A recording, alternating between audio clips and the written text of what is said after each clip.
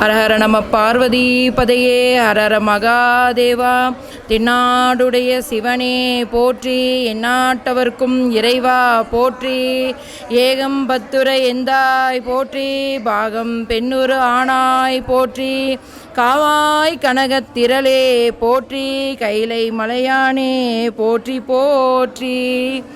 அனைவருக்கும் வணக்கம். கடத்தூரில் மகா சிவராத்திரி மிகவும் விசேஷமாக நடைபெறுகிறது. அருள் தரும் கோவுடை நாயகி உடனுரை சுரபீஸ்வரருக்கு 2 கால பூஜைகள் இதுவரை நிறைவடைந்துள்ளது.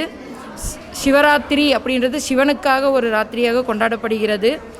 ஆழி காலத்தில் உலகம் அனைத்தும் சிவனுக்குள் ஒடுங்கிய போது அம்பிகை கருணை உள்ளம் கொண்ட அண்டங்களை தோற்றுவிக்குமாறு விடாது தவம் இருந்து, ஈசனை நோக்கி தவம் இருந்து மீண்டும் உயிரினங்களை உயிர்ப்பித்த செய்தார்.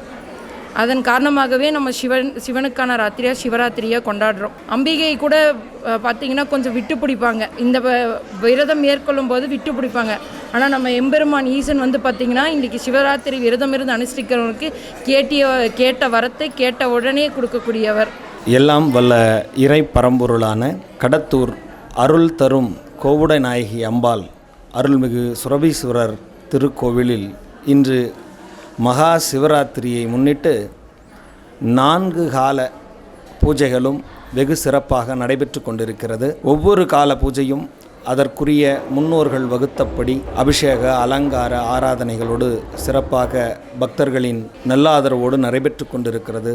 தற்போது 3ஆம் கால பூஜை நிறைவுற்றிருக்கிறது. இது லிங்கோத்பவர் காலமாக மிகச் சிறப்பான காலமாகவும் குறிப்பிடப்படுகிறது. அடிமுடி காண முடியாத இறைவனது சொரூபத்தை அம்பாள் பூஜித்த தருணம் இது என்பதை பக்தர்கள் கொண்டாடும் விதமாக இந்த 3ஆம் கால யாக பூஜை 3ஆம் கால பூஜையை செய்து வருகின்றனர். எல்லா உயிர்களும் இன்புற்று வாழ வேண்டும் என்ற பெரும் நோக்கோடு கடத்தூர் அருள்மிகு சீனிவாச பெருமாள் திருக்கோவிலில் எழுந்தருளியுள்ள அருள் தரும் கோவுடை நாயகி அம்பாள் அருள்மிகு சுரபீஸ்வரர் அவர்களது திருப்பாதங்களை பணிந்து நடைபெற்ற மகா சிவராத்திரி அபிஷேக ஆராதனையில் முதல் காலத்தில் சிறப்பு அபிஷேகமாக பஞ்சகவ்ய அபிஷேகமும், 2ஆம் காலத்தில் பஞ்சாமிர்த அபிஷேகமும், 3ஆம் காலத்தில் தேன் அபிஷேகமும் நடைபெற்றிருக்கிறது. 4ஆம் கால பூஜையில் கரும்புச்சாறு அபிஷேகம் சிறப்பாக நடைபெறவுள்ளது. ஒவ்வொரு காலத்திற்கும் உரிய ஆடைகள் பூக்களால் அர்ச்சனை செய்யப்பட்டு, ஆடைகளால் அலங்காரம் செய்யப்பட்டு இறைவன் ஒவ்வொரு உயிரினையும் இந்த உலகத்தில் உய்ய காத்திட வேண்டும் என்று